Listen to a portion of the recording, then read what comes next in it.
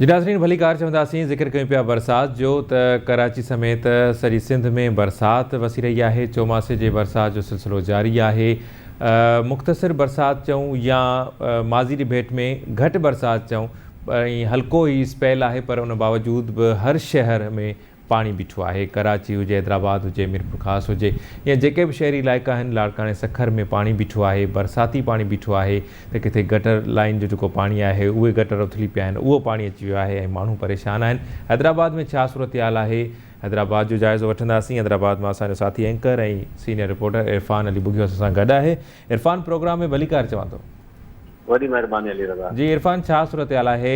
सिंध जो ॿियो नंबर वॾो शहर है हैदराबाद, ऐं हैदराबाद जो इंफ्रास्ट्रक्चर या सॼी सिंध जो इंफ्रास्ट्रक्चर त असांजे अवाम जे साम्हूं आहे, पर हैदराबाद में छा सूरत हाल है? पानी बीठो है ऐं पानी निकाल न पियो थिए।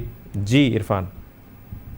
जी बिल्कुलु अली रज़ा, बरसात अल्लाह ताला जी रहमत है, पर इंसानी गिफ़लत सॼी सिंध जे रहवासियुनि वांगुरु हैदराबाद वासियुनि खे बि हिन बरसात, थोरी बरसात खे ज़हमत बणाए छॾियो आहे। 22 जुलाई खां जेको बरसात जो सिलसिलो शुरू थियो, सावणी जो ॿियो स्पेल हो, उन में वक़्फे वक़्फे सां बरसात रोज़ पवे थी। थोरी बरसात पवे थी, अॻो गुज़िर राति 4 कलाक मुसलसल बरसात पई, पर उन बरसात सबबि हिन वक़्तु जेको वॾे में वॾो मसइलो जेको शहरनि खे जीअण जेको जंजाल बणायो आहे, उहो हिस्को वारनि बणायो आहे, जो 10 मिंट जी बरसात खां पोइ 6 कलाक बिजली गाइब करे था छॾीनि। 6 कलाकनि खां पोइ वरी बिजली जॾहिं अचे थी, 5 मिंट जी बरसात पवे थी, पोइ उहा जेका अधु कलाक बिजली हले थी, वरी हिननि खे बहानो मिली वञे थो, वरी जेको आहे सो 10 कलाक 8 कलाक बिजली गाइब। इहो न रुॻो लतीफ़ाबाद, हैदराबाद, ओल्ड सिटी, कासिमाबाद शहर जे अक्सर इलाइक़नि मां इहे शिकायतूं अचनि थियूं। हिकिड़ो त बरसात दौरान सावणी में हफ़्स थींदो आहे, हवा बंदि हूंदी आहे, वरी जेको बरसात पवण खां पोइ ज़मीन जी उबस निकिरे थी, तमामु सख़्तु गर्मी हूंदी आहे, मथां बिजली बि न हुजे त शहरनि जो कहिड़ो हाल थींदो हुन तव्हां अंदाज़ो करे सघो था। सही इरफान, पानी निकाल करण वारो मामलो बि जेको आहे उहो बि रुकिजी वञे थो। जॾहिं बिजली नथी हुजे त पोइ वरी वासा वारनि खे बि इहो ई उज़ुर मिलंदो हूंदो, ऐं पानी निकाल करण वारा जेके ॿिया वासेदार धुरियूं आहिनि, म्यूनिसिपल कमेटियूं आहिनि, यूनियन कमेटियूं आहिनि, यूसीज़ आहिनि, यूनियन कमेटीज़ आहिनि, उन्हनि खे बि इहो ई उज़ुर मिली वेंदो आहे त बिजली न आहे ऐं असां हाणे पानी निकाल कीअं कयूं, त माण्हू उन अज़ाब खे भोॻनि था। बिल्कुलु अली रज़ा, बिजली न हुजण जे करे पंपिंग स्टेशन केतिरियूं ई बंदि आहिनि। हाणे तव्हांखे ॿुधायां त मेयर हैदराबाद काशिफ शोरे कोशिशि कई पई, हुन दौरा कया त भई शहर जो जाइज़ो वठिजे, पाणी जल्द खां जल्द निकाल कराइजे। हाणे दौरनि सां त पाणी निकाल न थींदो, ज़ाहिर आहे मशीनरी ऐं मैन पावर खे पाणी कढणो आहे। हुन कुझु पंपिंग स्टेशन ते दौरो कयो त उते अमलो ई बंदि मौजूदु न हो ऐं मशीनूं बंदि पयूं हुयूं। ख़बर पई त हाणे बिजली कोन्हे त उते अमलो वेही छा करे, पोइ उन हुकुम ॾिनो त अमले ख़िलाफ़ कार्रवाई कई वञे।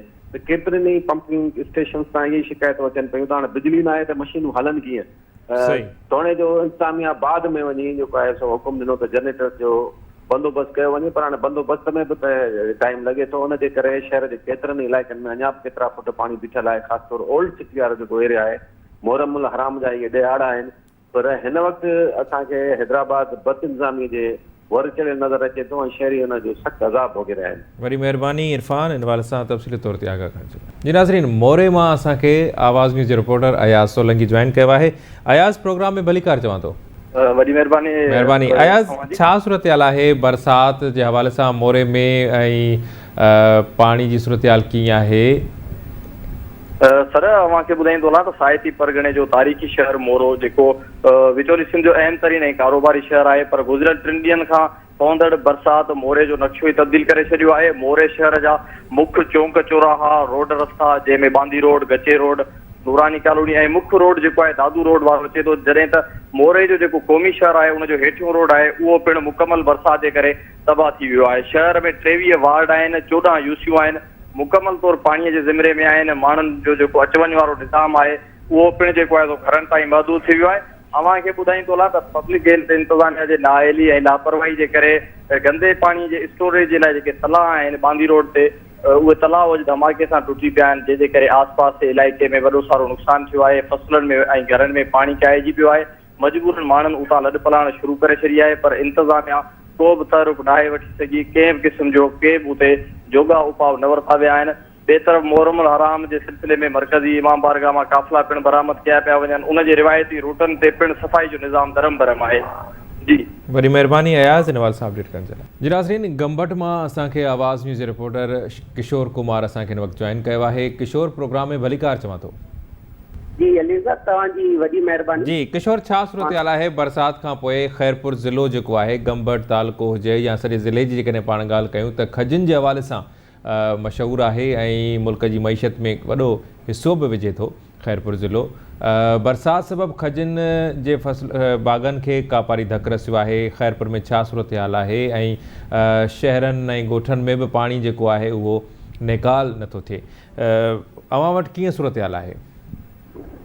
ही सूरत हाल तव्हांखे ॿुधाईंदो हलां त खजिन जे हवाले सां त इंतिहाई गंभीर आहे।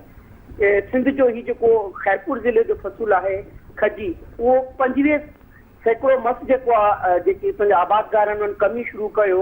पर अफ़सोस जी ॻाल्हि इहा आहे त इंतिज़ामिया तरफ़ां कोई बि बरसाति खां बचण जे हवाले सां अहिड़ा के जोगा उपाउ न वरिता विया आहिनि। ही जेको फ़सुलु आहे खजिन जो, हिते डिपेंड जेको आहे ज़िलो खैरपुर जेको आहे तक़रीबन जेको हिन फ़सुल ते कंदो आहे। ही फ़सुलु एक्सपोर्ट त कयो वेंदो आहे, पर हिन फ़सुल जे लाइ जीअं तव्हां ॾिसो मैंगो फेस्टिवल थिए थो, उन में मुख़्तलिफ़ जेके क़िस्म जा जेके आहिनि अंब, उन जे लाइ को कयो थो वञे अहिड़ो को प्रोग्राम वग़ैरह। पर अफ़सोस आहे त असांजे लाइ गुज़िर जेके 2022 में जेके बरसातूं पयूं, उन बरसातुनि में ई जेको आबादगारनि जा जेके हथ हुआ उहो मथे ते अची विया। हाणे जी सूरत हाल इहा आहे, चोथों दहाड़े मुसलसल जेके बरसातूं हलनि पियूं त वॾो हिकिड़ो फ़सुलु आहे खैरपुर ज़िले जो, उहो पिणु जेको आहे मुतासिर थियो आहे खजिन जो, जंहिंसां जेको आहे हितां जा जेके आबादगार आहिनि उन्हनि खे सख़्तु ॾुखियाईनि खे मुंहुं ॾियणो थो पए। ऐं उन खां अलावा तव्हांखे मां ॿुधाईंदो हलां त काफ़ी दफ़ा जेको आहे जॾहिं बि बरसाति पवंदी आहे, अहिड़े क़िस्म जा उन्हनि जे लाइ जोगा उपाउ हुकूमत जे तरफ़ां न ॾिना विया आहिनि, जंहिंसां जेको उन्हनि जे फ़सुल खे इंश्योर कयो वञे, या त जेको आहे उतां जा जेके खजिन जा जेके वापारी हुजनि या आबादगार हुजनि या जेके मज़दूर तबिको आहे, उहो पिणु जेको आहे मुतासिर थी रहियो आहे हिन बरसातुनि में।